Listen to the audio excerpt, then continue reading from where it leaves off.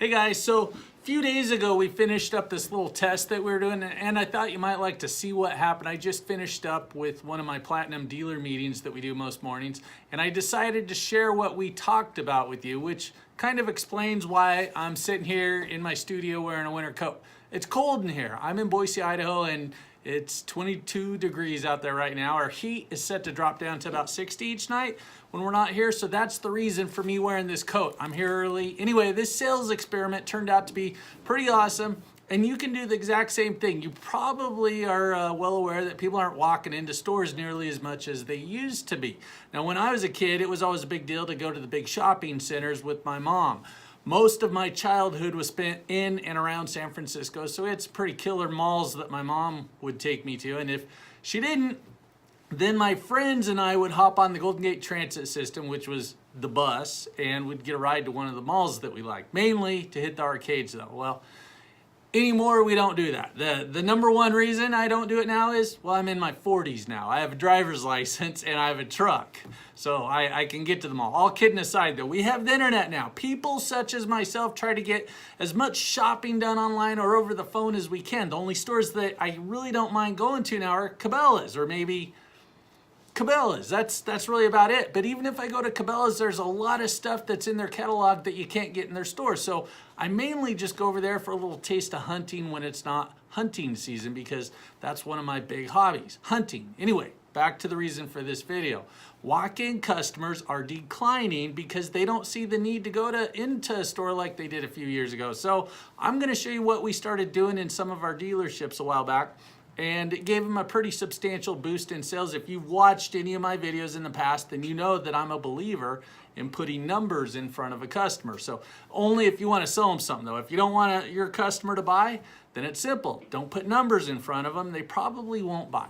Such as if you're a salesman, which you probably are if you're watching this, but let's say you sell motorcycles, boats, cars, or RVs.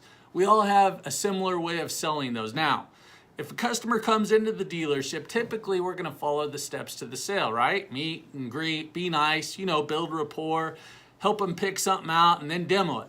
Now, assuming that it's the perfect one for your customer, that's when we lead them over to our desk to get some figures for them.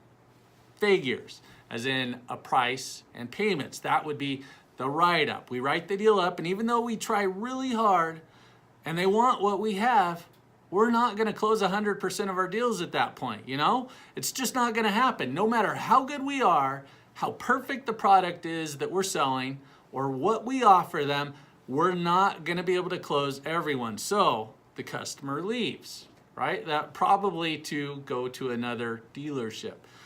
They do the same thing over there, and then they end up at home that night with nothing. They didn't buy anything. But they're still going to buy. That's where this experiment comes in. Normally, the next day is when a sales manager meets with each salesperson for about 10 minutes or so, and reviewing yesterday's deals that didn't get put together. And then after that short meeting, you get back to your desk and start making calls. You call the people first that didn't buy yesterday that you wrote up. Those are most likely to buy the following day. That is, if they didn't buy it. The way it's typically done is you get the customer on the phone, you try getting them back in the store, trying to get a commitment from them. Maybe offering a free winch, throwing some floor mats, a bigger discount, different color, more for their trade, or something like that. It's all verbal. There's a million different ways to try to close them. You're just talking to your customer and hoping that you can get a commitment. So I added a little twist, and I'll show you what this test was about. Oh, and by the way, this also works with customers that have never been in your store before and you don't think you're going to be able to get them in. Maybe they live too far away, or there's like 2 other dealerships in between you and them. So it's too hard to close over the phone. Anyway, if you like this technique, you can do it too, but it was pretty incredible what the results were when we did this. So picture this. Your customer is sitting at home or work. You call them up, and rather than just regurgitating what you said yesterday, you say, hey, Mr. Customer, if I could fiddle with the figures where you knew you were making a good decision, getting a good deal, and could fit this into your budget, could we wrap this up right now? Most of the time, the customer is going to say yes. But what are the figures? They want to know. Now, assuming you're dealing with someone that you just can't close over the phone because they're busy or at work or a ball game or something, here's what I do.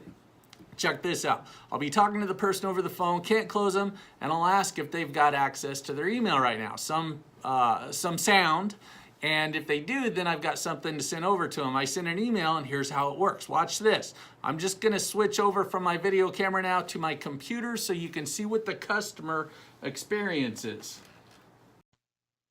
Okay, so now here I am. You see my picture's down there. And this is what you guys can do. You just have to do it. But what's happening, people aren't wanting to go into your dealerships as much as they used to. I mean, it's still fun to go into them, but they do as much research as they can at home, and a lot of people are just buying from home. Now, Toyota, they've released their entire deal to select dealers, allowing them to do the entire deal online. Customer never has to go into the store, and it's working for them. So here's what you can do if you want to stay ahead of the competition. It's what I do. It's what I teach people to do. Got my phone going off over there. So anyway, I send this over to the customer. You're looking at this right now. This is what your customer is going to see. They're able to attach a face with the voice. That means something to people. It triggers something psychologically that I cannot explain. I didn't do well in psychology in college. Anyway, here's what I'm going to do with the customer. I'm going to talk them through this. I can't see them. They don't want to. I mean, they'll talk to me on the phone. Hopefully they're texting me. I've done everything I can to get them in the store, and I've got to close this deal online. So here's what's going to happen. I've chosen, what have I chosen? 2019 Honda Sierra 450R. So I built it out right over here, and then there's my face showing up again. I built it out over there, and then I hit print, send it to the customer, and I've got this, and I'm recording it. And your price, John Doe, my customer, your price is going to be $97.99. You've got freight and setup over there. Your trade-in allowance, you're going to get $500 for your trade. That leaves a balance of $98.97. And right over here, John, you've got 9 different payment options. You can put $250 down out to $1,000 down. Of course, your bike has $500 in equity, and at 24 months out to 48 months. Which payment option works best for you? And that's it. I'm trying to close this guy on the phone, or, well, no, not on the phone, over the internet. And then hopefully he goes, well, you know what? Yeah, that $250, I'm going to put an extra $250 down. I'll take the $258 payment right there. Now your cash buyer, they've got a payment option right down there, $98.97. Stroke a check for $98.97. They're done. But what you're doing, guys, is you're putting everything right in front of them. Customers are getting more and more difficult to get into the dealerships. So you're putting everything right in front of them. No, you're not going to do this with everybody. You're doing it with the ones that you can't get to show up, and you don't want to lose those deals. Now, of course, this is the right back. So this is my software program. The next thing, we've got packages down here. If you're a car dealer, we're putting the packages into your quote sheet, into the right back for you. If you're a bike dealer, we're throwing them in here, and this is because, you know, the second sale is the easiest. Once they pull, you know, they're not pulling out their credit card. Some people try to, but, you know, they're getting their money out for the first deal, and then all of a sudden that means they probably like you, they probably trust you, and it's easier to sell them the second thing. But now it's totally another video. It means they've got another problem. If they buy something from you, they commit to you, they have got another problem. The problem is if they're getting a motorcycle now, they don't have new gear to go with the motorcycle. That's a problem. You don't want to wear an old helmet. You don't want to wear an old jersey, pants, boots, stuff like that. Boots, it's okay. If they're buying a car or a truck, there's some certain things, they've got a problem. They need a warranty on that truck for one thing. They need paint protection. What else do they need? Oh, they need tire and wheel protection. So anyway, we add those into that there. And so then what I would tell the customer after this in the video, just like I'm talking to you guys, looking at my face right there, they know what I look like now. I'm going to ask them to pick a payment. And then as soon as you see the payment you like, just click on the link down below, and that'll lead you over to the credit app. Complete that, send me a text or an email back letting me know that you did that, or give me a call. Anyway, these are all your figures, and pick a payment. Let me know where you want to be at. We'll get this wrapped up. Makes sense?